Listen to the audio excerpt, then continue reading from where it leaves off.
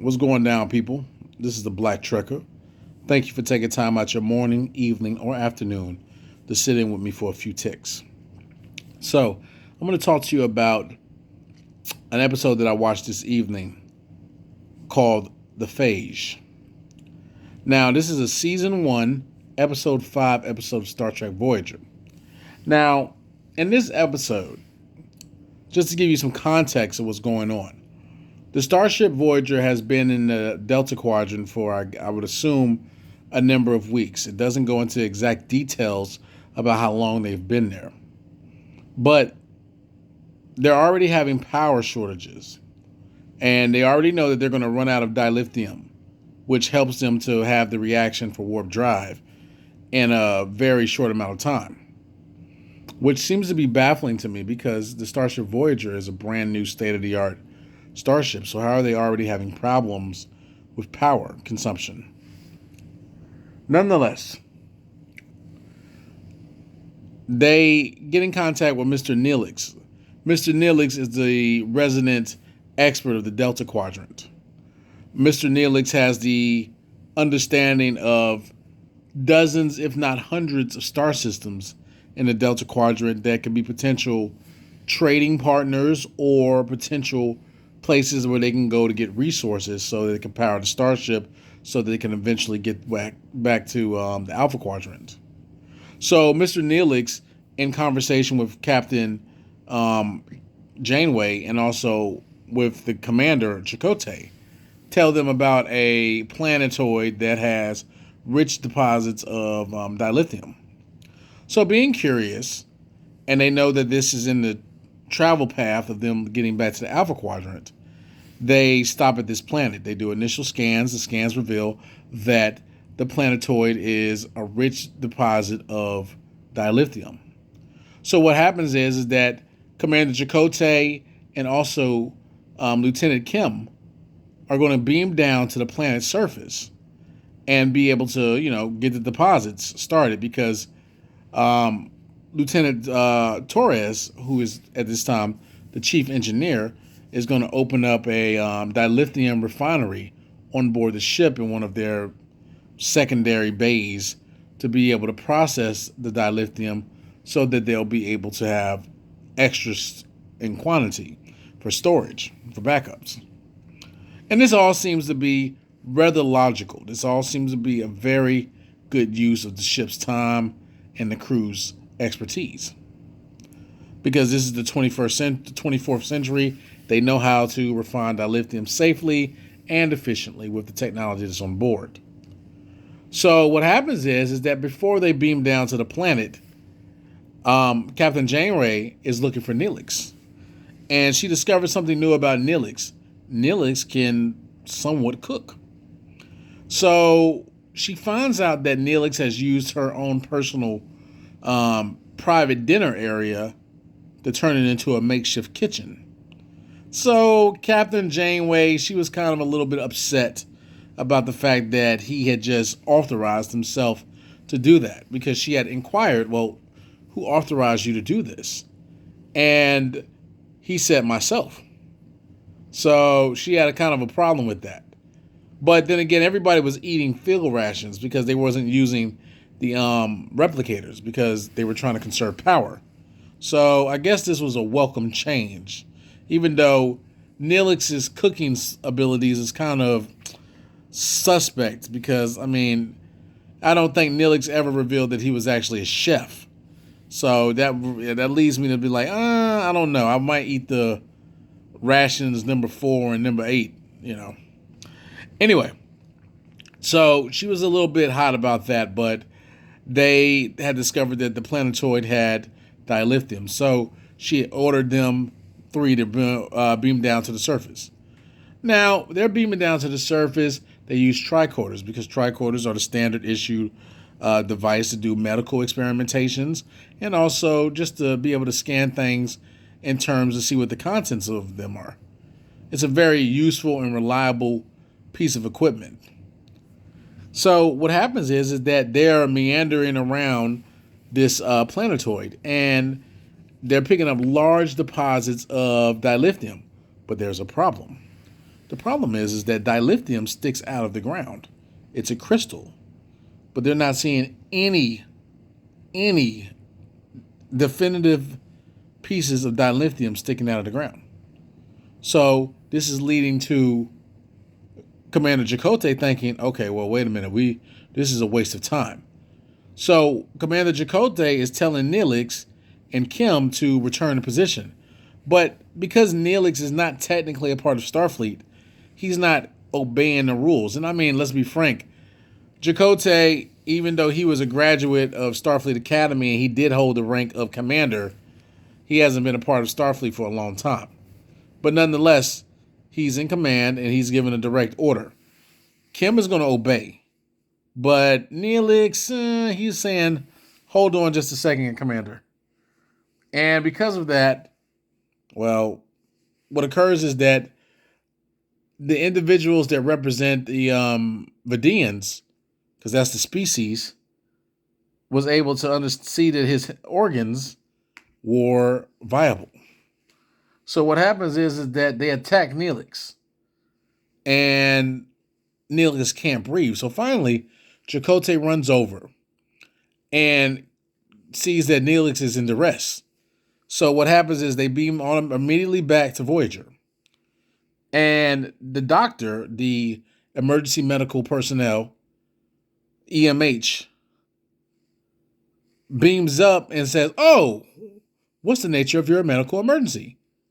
And he starts to scan him and determines that his lungs are gone. So he gives an inhibitor to be able to basically give him the ability to still be able to breathe. And this is only temporarily. This is only for like an hour. So as advanced as Starfleet technology is, they're baffled because they have never seen this type of situation occur. Big ups to the writers of Star Trek Voyager, because that right there was pretty creative. I mean, the Vidiians, their technology is pretty advanced if they could do that. And I mean, they can't even do that on Starfleet. So what he does is he eventually comes up with a solution. Holographic lungs. Now that's pretty creative. So he comes up with holographic lungs to be able to stabilize Neelix so that he can still breathe.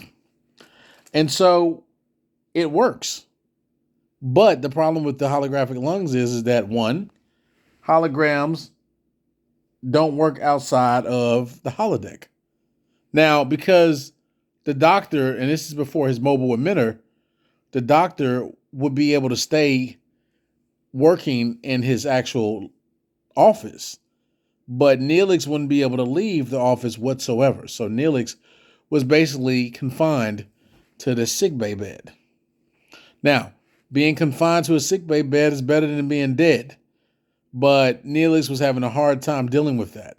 Kes, she tried to console him and make him feel better because for all intents and purposes, and maybe a lot of people didn't get this, but Kes was his girlfriend. Kes was his woman. And although they were different species, Kes is an Ocampa. And an Ocampa, they live probably like, I think the most is like 9 years, 9 to 10 years. And Talaxians can live substantially longer than that, 30 some years, 40 some years. So with that being said, Neelix is significantly older than Kes. But the point of it is that she was there to be, consoling and thoughtful and loving to him. So with that being said, he is stabilized for the time being. But the doctor is noticeably frustrated because of the fact that it's kind of outside of his wheelhouse. Although he has the knowledge base of the entire Federation, what he just did was completely new. I mean, holographic lungs was an unprecedented creation, but nonetheless, it was brilliant. And Kes, being empathetic to the fact that even though the doctor was just a hologram, that he came up with that, she was quite pleased. So what happened was that Catherine Janeway, she wanted to know what's going on, so she went down there with 3 security details. Now, I think each detail was like, I want to say 6 or 7 people. But she went down with 3 security details, armed to the teeth, and they were able to discover that the Vidiians had a very sophisticated hologram system that created the image of a rock face. So Neelix and the tricorders was able to determine that. But what they did was that when they knew that they were going to come back down, so they reinforced the hollow screen to make it seem like it was more real. But in actuality, Captain Janeway wasn't going. She used the phasers and fired, and it distorted the image. And from there you have it. They found out that it was an actual real entities, real organic life forms in there. And they discovered that when they walked in there, it was kind of like a repository of alien species, different like lungs and hearts and different respiratory items that go inside of people's bodies. And it was kind of horrific for them to see this because they were like, wow, what species would do this? So what occurred is that they finally had caught up with the Vidiians, one of them at least. And they had fired, Tuvok had fired his phaser. And the Vidiian was shot because of the fact that he got hit and he didn't realize that they had phaser technology, which they do. And he picked up the weapon. Now this weapon is really actually fantastically amazing. It makes the tricorder look like a joke because it has the ability to analyze the entire DNA structure of the person that they are analyzing it and be able to determine if it's compatible in a fraction of like 2 or 3 seconds. Beast. That's a very good medical device. I mean, again, far more advanced than a tricorder, but the tricorder does more than just medical. So what happens is that the alien is able to escape. The alien is able to escape and get in the ship and go to warp. Now, Captain Janeway was trying to also explore the rest of the facility, but they had to go and chase these aliens down. So they went to warp. They chased the aliens down. Interesting enough, the Vidiian spaceship was as comparable as Voyager was in speed. Their warp drive was as fast as Voyager's. Interesting. Because up until this moment, Voyager's warp drive was way faster than the Kazon's. I mean, I think the Kazon's warp drive was like at warp 7. So they had a significant, they were going warp 9.6. So this was actually surprising. And so what they did was they finally caught up to the Vidiian spacecraft, and it was going inside of a asteroid remnant. And Catherine Janeway, being haste, Tuvok told her, hey, I know what you about to do. Don't do it. But she did it anyway because she's predictable and sometimes she's outside of thinking correctly. But she went and she took the whole entire ship in the cavern. This was an interesting dynamic because when they went into the cavern, it was replicas. It was holographic images of the Voyager crew ship. And it was also images of the alien ship, the Vidiian ship. And so what occurred is that they were not sure who it was. And then also at the same time, there was a dampening field, which I'm kind of surprised that they don't have dampening field technology or something to resist dampening fields for Federation starships. But anyway, there was a dampening field that was pulling energy directly from the warp engine, the warp drive.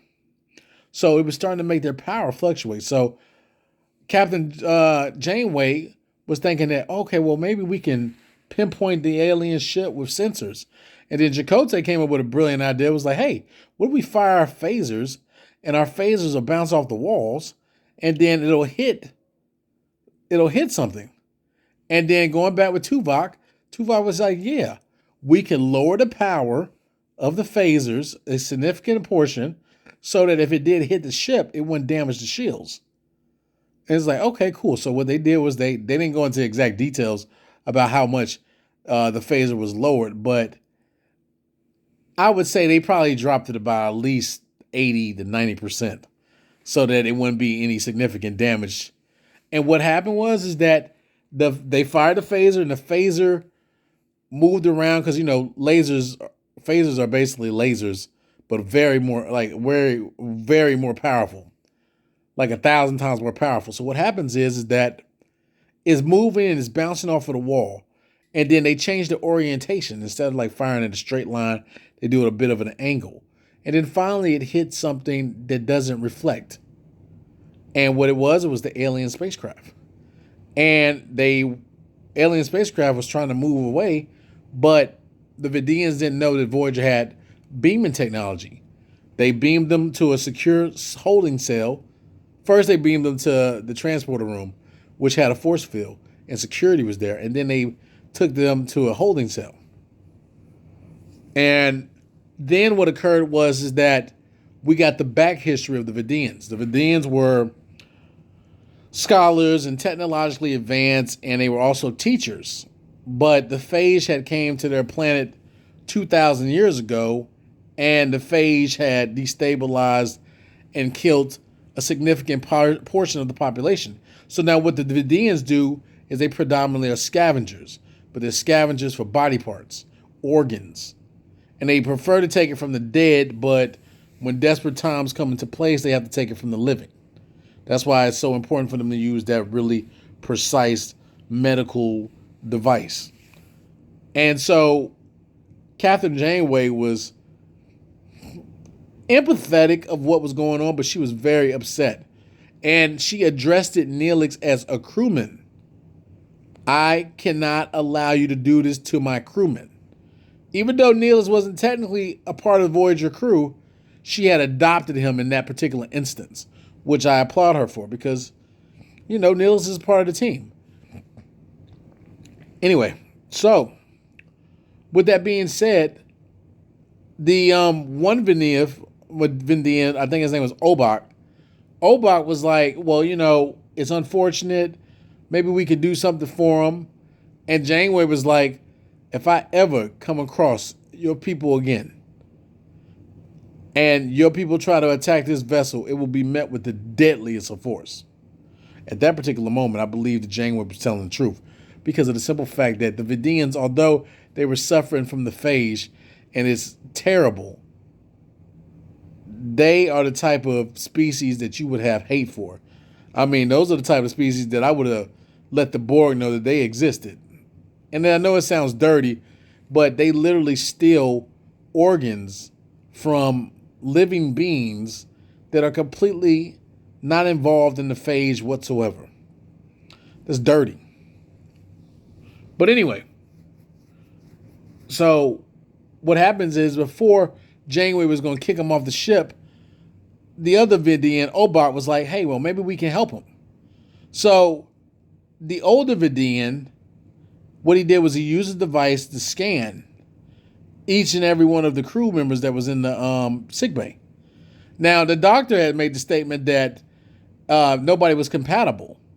But the Vidiian was like, your inferior technology, your inferior knowledge of medicine is inaccurate. And the doctor, he has the knowledge of 150 planets in the Federation. So from his perspective, his knowledge is quite up to date and knowledgeable. But, if the Vidiians are right and they've been around for 2,000 years and they had technology 2,000 years ago, then their technology is far superior. And one thing I liked about Janeway was she came off her high horse.